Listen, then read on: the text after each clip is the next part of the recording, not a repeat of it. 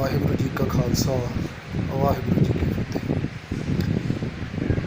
ਅੱਜ ਜਿਹੜੇ ਇੱਕ ਵਿਸ਼ੇ 'ਤੇ ਗੱਲ ਕਰਨੀ ਹੈ ਜੀ, ਪੰਜਾਬ ਦੇ ਵਿੱਚ ਥੋੜ੍ਹੇ ਸਮੇਂ ਤੋਂ ਬੜਾ ਰੌਲਾ ਚੱਲ ਰਿਹਾ ਜੀ। ਦੋ ਧੜੇ ਬਣੇ ਹੋਏ ਨੇ, ਇੱਕ ਰਣਜੀਤ ਸਿੰਘ ਵਾਲਾ ਧੜਾ ਜੀ, ਢੱਡਰੀਆਂ ਵਾਲੇ ਰਣਜੀਤ ਸਿੰਘ ਜੀ ਢੱਡਰੀਆਂ ਵਾਲੇ, ਅਤੇ ਦੂਜਾ ਧੜਾ ਗੁਰਦੁਆਰਾ ਕਮੇਟੀਆਂ ਵਾਲਾ ਅਤੇ ਸੰਤਾਂ ਵਾਲਾ, ਬਾਬਿਆਂ ਵਾਲਾ। ਇਹ ਜਿਹੜਾ ਧੜਾ ਸੰਤਾਂ ਵਾਲਾ, ਬਾਬਿਆਂ ਵਾਲਾ ਇਹ ਤਾਂ ਹੈ ਹੀ ਝੂਠਾ, ਇਹ ਤਾਂ ਆਪਾਂ ਨੂੰ ਪਤਾ ਲੱਗ ਹੀ ਗਿਆ। ਪਰ ਆਪਾਂ ਜ਼ਿਆਦਾ ਵਿਚਾਰ ਅੱਜ ਦੂਜੇ ਧੜੇ 'ਤੇ ਕਰਨੀ ਹੈ ਜੀ। ਜੋ ਵੀ ਵਿਚਾਰ ਨੇ ਜਿਹਦੇ ਬਾਰੇ ਕਿ ਬੋਲਿਆ ਨਹੀਂ ਜਾ ਰਿਹਾ, ਦੱਸਿਆ ਨਹੀਂ ਜਾ ਰਿਹਾ, ਉਹ ਆਪਣੇ ਆਪ ਨੂੰ ਸੱਚੇ ਸਿੱਖ ਸਾਬਤ ਕਰਦੇ ਨੇ ਕਿ ਅਸੀਂ ਸੱਚੇ ਹਾਂ, ਦੂਜੇ ਝੂਠੇ ਨੇ। ਦੂਜੇ ਝੂਠੇ ਨੇ, ਇਹਦੇ ਵਿੱਚ ਕੋਈ ਸ਼ੱਕ ਨਹੀਂ। ਪਰ ਇਹ ਜਿਹੜਾ ਧੜਾ ਕਹਿੰਦਾ ਅਸੀਂ ਸੱਚੇ ਹਾਂ, ਇਹਨਾਂ ਬਾਰੇ ਕੁਛ ਵਿਚਾਰ ਕਰਨੀ ਹੈ ਜੀ। ਹੁਣ ਪਿੱਛੇ ਜੀ ਇੱਕ ਸਵਾਲ ਆਇਆ ਸੀ, ਕੋਰਟ ਦੇ ਵਿੱਚ ਸਿੱਖਾਂ ਨੂੰ ਸੋ ਕਾਲਡ ਸਿੱਖ ਕਿਹਾ ਗਿਆ ਸੀ। ਦੂਜਾ ਧੜਾ ਤਾਂ ਇਸ ਕਰਕੇ ਨਹੀਂ ਗਿਆ ਕਿਉਂਕਿ ਉਹਨਾਂ ਨੂੰ ਪਤਾ ਸੀ ਕਿ ਅਸੀਂ ਲੋਕਾਂ ਨੂੰ ਮੂਰਖ ਬਣਾ ਕੇ ਦੁਕਾਨਾਂ ਖੋਲ੍ਹੀ ਬੈਠੇ ਹਾਂ। ਇੱਥੇ ਜਿਹੜਾ ਸੰਤਾਂ ਵਾਲਾ, ਬਾਬਿਆਂ ਵਾਲਾ ਉਹ ਨਹੀਂ ਗਏ। ਪਰ ਮੇਰਾ ਸਵਾਲ ਹੈ ਇੱਥੇ ਇੱਕ, ਕਿ ਜਿਹੜਾ ਰਣਜੀਤ ਸਿੰਘ ਵਾਲਾ ਧੜਾ ਹੈ, ਭਾਈ ਸਾਹਿਬ ਵਾਲਾ, ਇਹ ਧੜਾ ਕਿਉਂ ਨਹੀਂ ਗਿਆ ਉੱਥੇ ਜਾ ਕੇ? ਇਹਨਾਂ ਨੇ ਕਿਉਂ ਨਹੀਂ ਪੁੱਛਿਆ ਉਹਨਾਂ ਨੂੰ ਜਾ ਕੇ? ਕੋਰਟ ਦੇ ਇਸ ਫੈਸਲੇ ਨੂੰ ਚੈਲੰਜ ਕਿਉਂ ਨਹੀਂ ਕੀਤਾ ਕਿ ਤੁਸੀਂ ਸਾਨੂੰ ਕਿਵੇਂ ਕਹਿ ਕਿ ਕੋਈ ਸਿੱਖ ਨਹੀਂ ਰਿਹਾ, ਅਸੀਂ ਸਿੱਖ ਹਾਂ? ਉੱਥੇ ਜਾ ਕੇ ਸਾਬਤ ਕਰਦੇ। ਇਹ ਵੀ ਚੁੱਪ ਨੇ ਉੱਥੇ ਇਸ ਗੱਲ 'ਤੇ। ਇਹਨਾਂ ਨੂੰ ਤਾਂ ਬੋਲਣਾ ਚਾਹੀਦਾ, ਜਾਂ ਇਹਨਾਂ ਦੀ ਵੀ ਹੀ ਦੁਕਾਨਦਾਰੀ ਹੈ ਕਿ ਇਹ ਵੀ ਦੁਕਾਨਦਾਰੀ ਖੋਲ੍ਹੀ ਬੈਠੇ ਨੇ, ਇਹ ਵੀ ਚੁੱਪ ਨੇ। ਇਹਨਾਂ ਨੂੰ ਤਾਂ ਬੋਲਣਾ ਚਾਹੀਦਾ ਸੀ ਨਾ, ਜਾ ਕੇ ਕੋਰਟ 'ਚ ਜਾ ਕੇ ਚੈਲੰਜ ਕਰਨ ਕਿ ਅਸੀਂ ਸਿੱਖਾਂ। ਦੂਜੇ ਤਾਂ ਹੈਗੇ ਹੀ ਝੂਠੇ ਨੇ, ਉਹ ਤਾਂ ਸਾਬਤ ਹੋ ਹੀ ਗਿਆ। ਇਹ ਇਸ ਗੱਲ 'ਤੇ ਕਿਉਂ ਚੁੱਪ ਨੇ? ਇਹ ਵੀ ਨਹੀਂ ਬੋਲਦੇ ਹੈਗੇ। ਕਿਤੇ ਇੱਥੇ ਵੀ ਕਿਤੇ ਦੋਗਲਾਪਣ ਤਾਂ ਨਹੀਂ ਹੈਗਾ, ਇਹ ਵੀ ਝੂਠੇ ਦਾ ਹੀ ਨਹੀਂ ਹੈਗੇ। ਇਹ ਸਿੱਖਾਂ ਨੂੰ ਅੱਜ ਦੇ ਨੂੰ ਦੇਖਣਾ ਚਾਹੀਦਾ, ਸਮਝਣਾ ਚਾਹੀਦਾ, ਜਿਹੜੇ ਇਹਨਾਂ ਦੇ ਮਗਰ ਲੱਗੇ ਹੋਏ ਨੇ। ਕਈ ਕਹਿਣਗੇ ਜੀ ਤੁਸੀਂ ਕਿਉਂ ਨਹੀਂ ਗਏ, ਤੁਸੀਂ ਕਿਉਂ ਨਹੀਂ ਦੱਸਦੇ? ਉਹ ਭਾਈ, ਤੁਸੀਂ ਜਨਤਾ ਇਹਨਾਂ ਦੇ ਮਗਰ ਲੱਗੇ ਹੋਏ ਹੋ, ਤੁਸੀਂ ਉਹਨਾਂ ਲੋਕਾਂ ਨੂੰ ਸਪੋਰਟ ਕਿੱਥੇ ਕਰਦੇ ਹੋ ਜਿਹੜੇ ਲੋਕ ਇਹ ਸਾਬਤ ਕਰ ਸਕਦੇ ਨੇ? ਤੁਸੀਂ ਤਾਂ ਝੂਠਾ ਦੱਸਦੇ ਹੋ, ਤੁਸੀਂ ਉਹਨਾਂ ਦੀ ਸੁਣਦੇ ਕਿੱਥੇ ਹੋ? ਭਾਈ ਸਾਹਿਬ ਨੇ ਪਿੱਛੇ ਜੀ ਅਕਾਲ ਤਖ਼ਤ ਦੇ ਜਥੇਦਾਰ ਨੂੰ, ਹਰਪ੍ਰੀਤ ਸਿੰਘ ਨੂੰ ਵੀ ਇਹ ਸਵਾਲ ਕੀਤਾ ਸੀ ਕਿ ਫਾਂਸਨ ਕੀ ਵਿਧ ਸਭ ਕੋ ਜਾਣਿਆ, ਛੁੱਟਣ ਕੀ ਇੱਕ ਕੋਈ। ਛੁੱਟਣ ਦੀ ਜਿਹੜੀ ਵਿਧੀ ਹੈ ਇੱਕੋ ਹੈ ਅਤੇ ਇਹਨੂੰ ਜਾਣਦਾ ਕੋਈ ਹੈ। ਉਹਨਾਂ ਨੇ ਸਵਾਲ ਕੀਤਾ ਸੀ, ਤੁਸੀਂ ਦੱਸੋ। ਭਾਈ ਸਾਹਿਬ, ਤੁਸੀਂ ਉਹਨਾਂ ਨੂੰ ਤਾਂ ਝੂਠੇ ਸਾਬਤ ਕਰ ਹੀ ਦਿੱਤਾ ਹੈ, ਉਹ ਤਾਂ ਝੂਠੇ ਨੇ। ਜਨਤਾ ਮੰਨ ਵੀ ਗਈ ਹੈ, ਤੁਹਾਡੇ ਮਗਰ ਵੀ ਬਹੁਤ ਲੱਗੀ ਹੋਈ ਹੈ। ਜਿਹੜੀ ਸੰਗਤ ਹੈ ਤੁਹਾਡੇ ਮਗਰ ਜ਼ਿਆਦਾ ਹੈ। ਤੁਸੀਂ ਕਿਉਂ ਨਹੀਂ ਦੱਸਦੇ ਹੋ ਛੁੱਟਣ ਦੀ ਵਿਧੀ ਕੀ ਹੈ? ਤੁਸੀਂ ਦੱਸੋ ਛੁੱਟਣ ਦੀ ਵਿਧੀ ਕੀ ਹੈ, ਤੁਸੀਂ ਦੱਸ ਦਿਓ। ਲੋਕ ਕਮਲੇ ਨੇ, ਪਹਿਲਾਂ ਉਹਨਾਂ ਦੇ ਮਗਰ ਲੱਗੇ ਹੋਏ ਸੀ, ਹੁਣ ਤੁਹਾਡੇ ਮਗਰ ਲੱਗੇ ਹੋਏ ਨੇ। ਜਦੋਂ ਕਿ ਗੁਰਬਾਣੀ ਸਾਫ਼ ਇਹ ਗੱਲ ਕਹਿੰਦੀ ਹੈ ਕਿ ਮਨਮੁਖ ਹੋਏ ਬੰਦੇ ਕਾ ਬੰਦਾ। ਉਹ ਮਨਮੁਖ ਹੈ ਜਿਹੜਾ ਬੰਦਾ ਕਿਸੇ ਨੂੰ ਆਪਣੇ ਨਾਲ ਜੋੜਦਾ, ਜਾਂ ਆਪ ਕਿਸੇ ਬੰਦੇ ਦੇ ਨਾਲ, ਦੂਜੇ ਦੇ ਨਾਲ, ਸਰੀਰ ਦੇ ਨਾਲ ਜੁੜਦਾ। ਕਿਉਂਕਿ ਸਰੀਰ ਮਾਇਆ ਦਾ, ਇਹ ਤਾਂ ਮਾਇਆ ਹੈ।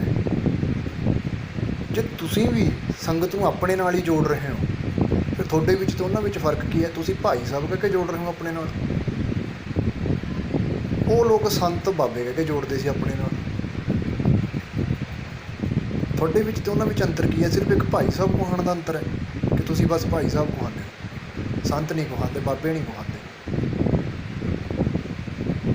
ਗੁਰਬਾਣੀ ਕਹਿੰਦੀ ਹੈ ਮਨਮੁਖ ਹੋਏ ਬੰਦੇ ਕਾ ਬੰਦਾ। ਉਹ ਮਨਮੁਖ ਹੈ, ਫਿਰ ਤੁਸੀਂ ਮਨਮੁਖ ਹੋ।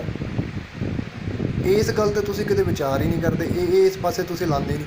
ਅਸਲ ਦੇ ਵਿੱਚ ਗੁਰੂ ਦੇ ਨਾਲ ਤੁਸੀਂ ਕਿੱਥੋਂ ਜੋੜ ਦੋਗੇ ਸੰਗਤ ਨੂੰ? ਤੁਸੀਂ ਆਪਣੇ ਨਾਲ ਹੀ ਜੋੜਦੇ ਆ ਸੰਗਤ। ਗੁਰੂ ਨਾਲ ਤਾਂ ਤੁਸੀਂ ਆਪ ਨਹੀਂ ਜੁੜੇ ਹੋਏ। ਜੇ ਤੁਸੀਂ ਆਪ ਜੁੜੇ ਹੋਏ ਹੁੰਦੇ, ਕੋਰਟ ਵਿੱਚ ਜਾਂਦੇ ਤਾਂ ਪੇਸ਼ ਹੋ ਕੇ ਸਾਬਤ ਕਰਦੇ ਉਹਨਾਂ ਨੂੰ ਕਿ ਅਸੀਂ ਸਿੱਖ ਹਾਂ। ਤੁਸੀਂ ਕਿਵੇਂ ਕਹਿਤਾ ਕਿ ਸਿੱਖ ਨਹੀਂ? ਇਸ ਦਾ ਮਤਲਬ ਕੋਈ ਸਿੱਖ ਹੈ ਹੀ ਨਹੀਂ। ਤੁਸੀਂ ਸਾਰੇ ਹੀ ਮਿਲ ਕੇ ਇਸ ਗੱਲ 'ਤੇ ਮਿੱਟੀ ਪਾਣੀ ਜਾਂਦੇ ਹੋ ਕਿ ਕਿਤੇ ਗੱਲ ਬਾਹਰ ਨਾ ਆ ਜਾਏ, ਲੋਕਾਂ ਨੂੰ ਪਤਾ ਨਾ ਲੱਗ ਜਾਏ ਕਿ ਸੱਚਾਈ ਕੀ ਹੈ। ਤੁਹਾਡੀ ਜਿਹੜੀ ਤੁਸੀਂ ਝੂਠ ਦੀ ਇੱਕ ਹਵਾ ਬਣਾਈ ਹੋਈ ਹੈ, ਉਹਨੂੰ ਦਬਾ ਕੇ ਰੱਖਣਾ ਚਾਹੁੰਦੇ ਹੋ ਕਿ ਇੱਦਾਂ ਹੀ ਬਣੀ ਰਹੇ, ਲੋਕਾਂ ਨੂੰ ਪਤਾ ਨਾ ਲੱਗੇ ਸੱਚ ਅਸਲੀਅਤ ਕੀ ਹੈ। ਜੇ ਤੁਹਾਡੇ 'ਚੋਂ ਕੋਈ ਗੁਰੂ ਵਾਲਾ ਹੈਗਾ, ਤੁਸੀਂ ਸਿੱਖੋ, ਤੁਸੀਂ ਕਿਉਂ ਨਹੀਂ ਜਾਂਦੇ? ਅਕਾਲ ਤਖਤ ਵਾਲੇ ਤਾਂ ਇਸ ਕਰਕੇ ਨਹੀਂ ਗਏ ਕਿਉਂਕਿ ਉਹ ਝੂਠੇ ਨੇ, ਸੰਤ ਬਾਬੇ ਇਸ ਕਰਕੇ ਨਹੀਂ ਗਏ ਕਿਉਂਕਿ ਉਹ ਝੂਠੇ ਨੇ। ਤੁਸੀਂ ਇਹ ਡੰਕੇ ਦੀ ਚੋਟ 'ਤੇ ਕਹਿੰਦੇ ਹੋ ਅਸੀਂ ਸੱਚੇ ਹਾਂ, ਅਸੀਂ ਸਹੀ ਹਾਂ, ਤੁਸੀਂ ਕਿਉਂ ਨਹੀਂ ਜਾਂਦੇ ਉੱਥੇ? ਤੁਸੀਂ ਸਾਬਤ ਕਰੋ ਜਾ ਕੇ ਉੱਥੇ। ਜਾਂ ਲੋਕਾਂ ਨੂੰ ਤੁਸੀਂ ਝੂਠ ਬੋਲ ਕੇ ਜਿਹੜਾ ਇਹਨੂੰ ਮਗਰ ਲਾਇਆ ਹੋਇਆ, ਇਹਨਾਂ ਨੂੰ ਸੱਚ ਦੱਸੋ। ਲੋਕ ਵੀ ਇੱਦਾਂ ਦੇ ਨੇ ਜਿਹੜੇ ਤੁਹਾਤੋਂ ਪੁੱਛਦੇ ਨਹੀਂ ਹੈਗੇ ਸਵਾਲ, ਵੀ ਤੁਸੀਂ ਕਿੰਨੀ ਕਿੰਨੀ ਮਾਇਆ ਲੈਂਦੇ ਹੋ, ਗੁਰਬਾਣੀ ਕੀ ਕਹਿੰਦੀ ਹੈ, ਤੁਸੀਂ ਕੀ ਕਰਦੇ ਹੋ? ਕਿਤੇ ਭਾਈ ਸਾਹਿਬ ਤੁਹਾਡਾ ਉਹੀ ਕੰਮ ਤਾਂ ਨਹੀਂ ਜਿਵੇਂ ਗੁਰਬਾਣੀ ਕਹਿੰਦੀ ਹੈ, ਕਹਿੰਦੇ ਧੰਦਾ ਧਾਵਤ ਰਹਿ ਗਏ।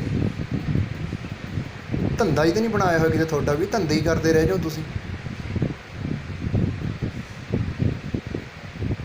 ਕਿਤੇ ਤੁਹਾਡਾ ਵੀ ਧੰਦਾ ਹੀ ਤਾਂ ਨਹੀਂ ਹੈਗਾ ਇਹ। ਮਨਮੁਖ ਮੂਰਖ ਵਿਦਿਆ ਵਿਕਰਦਾ, ਵਿਖ ਖੱਟੈ ਵਿਖ ਖਾਏ। ਮੂਰਖ ਇਨਸਾਨ ਵਿਦਿਆ ਵੇਚਦਾ ਹੁੰਦਾ, ਉਹਦੀ ਸੌਦੇਬਾਜ਼ੀ ਕਰਦਾ ਹੁੰਦਾ। ਜਿਹਦੇ ਕੋਲ ਵਿਦਿਆ ਹੈ ਨਾ, ਸੱਚੀ ਵਿਦਿਆ, ਨਾਨਕ ਜੀ ਨੇ ਵਿਦਿਆ ਵੇਚੀ ਨਹੀਂ ਹੈਗੀ। ਜੇ ਨਾਨਕ ਜੀ ਕੋਲ ਗਿਆਨ ਸੀ ਤਾਂ ਉਹਨਾਂ ਨੇ ਵੇਚਿਆ ਨਹੀਂ ਹੈਗਾ, ਉਹਨਾਂ ਨੇ ਜਾ ਕੇ ਲੋਕਾਂ ਨੂੰ ਵੰਡਿਆ। ਉਹਨਾਂ ਨੇ ਲੋਕਾਂ ਨੂੰ ਗਿਆਨਵਾਨ ਕੀਤਾ ਹੈ, ਪਰ ਉਹਦੀ ਖੱਟੀ ਨਹੀਂ ਖਾਧੀ, ਪੈਸਾ ਨਹੀਂ ਲੱਤਾ ਉਹਨਾਂ ਤੋਂ, ਮਾਇਆ ਨਹੀਂ ਲੱਤੀ। ਮੂਰਖ ਵੇਚਦਾ ਹੁੰਦਾ ਵਿਦਿਆ। ਜੇ ਤੁਹਾਡੇ ਕੋਲ ਗਿਆਨ ਹੈਗਾ ਤਾਂ ਤੁਸੀਂ ਇਹਦਾ ਫਿਰ ਕਿਤੇ ਧੰਦਾ ਹੀ ਤਾਂ ਨਹੀਂ ਕਰ ਰਹੇ, ਕਿਤੇ ਵਿਦਿਆ ਵੇਚ ਹੀ ਰਹੇ ਹੋ ਤੁਸੀਂ। ਜੇ ਵੇਚ ਰਹੇ ਹੋ ਫਿਰ ਇਹ ਵਿਖ ਹੈ, ਜ਼ਹਿਰ ਹੈ। ਵਿਖ ਖੱਟਾ ਹੈ ਵਿਖ ਖਾਏ, ਤੁਸੀਂ ਵਿਖ ਖਾ ਰਹੇ ਹੋ, ਇਹ ਜ਼ਹਿਰ ਨੇ। ਇੱਕ ਦਿਨ ਭਾਂਡਾ ਤੁਹਾਡਾ ਵੀ ਫੁੱਟਣਾ ਹੈ, ਇਸ ਗੱਲ ਨੂੰ ਯਾਦ ਰੱਖਿਓ। ਇਸ ਗੱਲ ਨੂੰ ਵਿਸਾਰਿਓ ਨਾ ਕਿ ਜੇ ਸੰਤਾਂ ਦਾ ਪਾਜ ਉਧੜ ਕੇ ਸਾਹਮਣੇ ਆ ਗਿਆ, ਲੋਕਾਂ ਦੇ ਝੂਠੇ ਡੇਰੇਦਾਰਾਂ ਦਾ ਪਾਜ ਉਧੜ ਕੇ ਸਾਹਮਣੇ ਆ ਗਿਆ ਲੋਕਾਂ ਦੇ, ਕਿ ਤੁਹਾਡਾ ਬਚ ਜੂਗਾ, ਤੁਹਾਡਾ ਵੀ ਖੁੱਲ੍ਹ ਜਾਣਾ। ਬੜੀ ਛੇਤੀ ਲੋਕਾਂ ਨੂੰ ਸਮਝ ਆ ਜਾਣੀ ਹੈ। ਇਸ ਚੱਕਰ 'ਚ ਨਾ ਰਹੋ,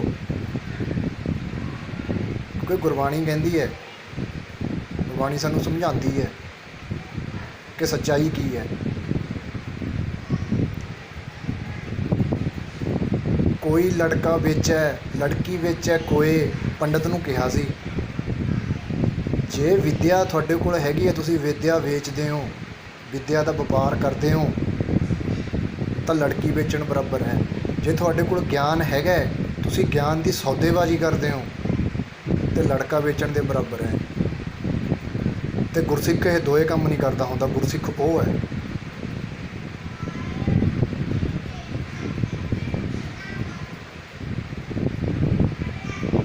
ਗੁਰਸਿੱਖ ਗੁਰ ਦੀ ਆਗਿਆ ਵਿੱਚ ਚੱਲਦਾ ਹੁੰਦਾ ਹੈ। ਗੁਰਸਿੱਖ ਵੀ ਚਲੋ ਗੁਰ ਚਾਲੀ, ਗੁਰੂ ਦੀ ਚਾਲ ਚੱਲਣਾ ਸੀ। ਗੁਰੂ ਨੇ ਕਦੇ ਮਾਇਆ ਲੈ ਕੇ ਗਿਆਨ ਨਹੀਂ ਵੰਡਿਆ, ਪੈਸੇ ਲੈ ਕੇ ਗਿਆਨ ਨਹੀਂ ਵੰਡਿਆ ਗੁਰੂ ਨੇ ਕਦੇ, ਸੌਦੇਬਾਜ਼ੀ ਨਹੀਂ ਕੀਤੀ ਕਦੇ ਗਿਆਨ ਦੀ। ਤੁਸੀਂ ਕਿਵੇਂ ਚੁੱਪ ਬੈਠੇ ਹੋ? ਮੈਨੂੰ ਇਹ ਚੀਜ਼ ਸਮਝ ਨਹੀਂ ਆ ਰਹੀ ਕਿ ਤੁਸੀਂ ਕਿਵੇਂ ਚੁੱਪ ਬੈਠੇ ਹੋ। ਤੁਸੀਂ ਕਹਿੰਦੇ ਹੋ ਅਸੀਂ ਸੱਚੀ, ਤੁਸੀਂ ਸਾਬਤ ਕਿਉਂ ਨਹੀਂ ਕਰਦੇ ਇਹ ਚੀਜ਼ ਕਿ ਤੁਸੀਂ ਸਿੱਖੋ? ਜਾਂ ਤੁਹਾਡਾ ਵੀ ਧੰਦਾ ਹੀ ਹੈ ਇਹ?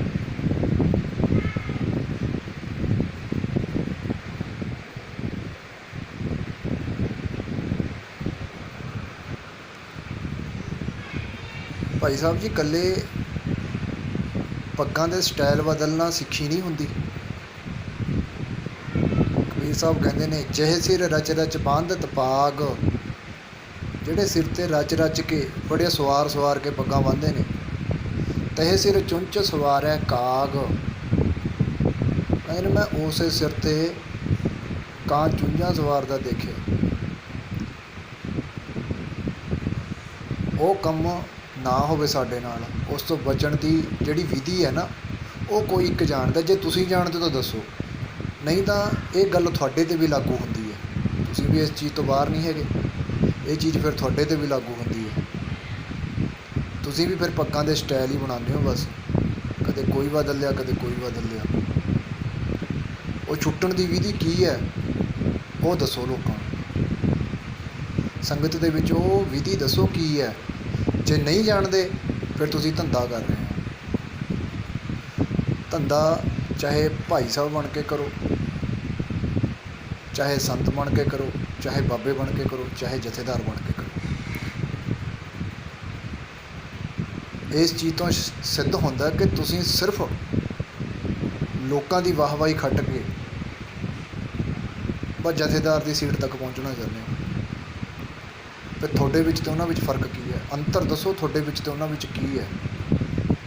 ਹੁਣ ਤੱਕ ਠੀਕ ਹੈ, ਤੁਸੀਂ ਸੰਤਾਂ ਦੇ ਖਿਲਾਫ ਬੋਲ ਕੇ ਇਹ ਚੀਜ਼ ਸਿੱਧ ਕੀਤੀ ਹੈ ਕਿ ਤੁਸੀਂ ਉਹਨਾਂ ਤੋਂ ਵੱਖਰੇ ਹੋ। ਬੜੀ ਚੰਗੀ ਗੱਲ ਹੈ, ਸਰਾਹਨਾਯੋਗ ਗੱਲ ਹੈ। ਪਰ ਇੱਥੇ ਆ ਕੇ ਤੁਸੀਂ ਵੀ ਕਿਤੇ ਉਹੀ ਪ੍ਰਪੰਚ ਤਾਂ ਨਹੀਂ ਚਲਾ ਲਿਆ?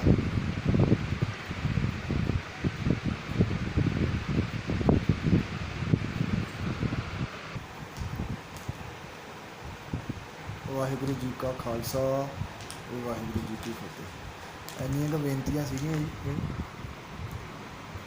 ਜੇ ਕਿਸੇ ਮੇਰੇ ਭਰਾ ਨੂੰ ਸਮਝ ਆ ਜਾਵੇ ਤਾਂ ਚੰਗੀ ਗੱਲ ਹੈ, ਨਹੀਂ ਤਾਂ ਜੋ ਚੱਲੀ ਜਾਂਦਾ ਇੱਦਾਂ ਹੀ ਚੱਲਦਾ ਰਹਿਣਾ। ਪਹਿਲਾਂ ਸੰਤ ਸੀ ਅਤੇ ਹੁਣ ਭਾਈ ਸਾਹਿਬ ਬਣ ਕੇ ਬਹਿ ਜਾਣਗੇ, ਫਰਕ ਕੋਈ ਨਹੀਂ। ਦੁਕਾਨਦਾਰੀਆਂ ਨੇ ਉੱਦਾਂ ਹੀ ਚੱਲੀ ਜਾਂਦੀਆਂ ਨੇ। ਲੋਕਾਂ ਨੂੰ ਸਮਝ ਆਊਗੀ, ਲੋਕਾਂ ਨੂੰ ਜਾਗਰੂਕ ਹੋਣਾ ਪਊਗਾ ਕਿ ਅਸੀਂ ਕਰ ਕੀ ਰਹੇ ਹਾਂ। ਸੰਤ ਛੱਡੇ ਨੇ, ਭਾਈ ਸਾਹਿਬ ਫੜਦੇ, ਭਾਈ ਸਾਹਿਬ ਛੱਡਾਂਗੇ ਕਿਸੇ ਹੋਰ ਨੂੰ ਫੜ ਲਾਂਗੇ, ਫਿਰ ਕੋਈ ਹੋਰ। ਸੋ ਇਹਨਾਂ ਸਾਰਿਆਂ ਤੋਂ ਬਚਿਆ ਜਾਵੇ।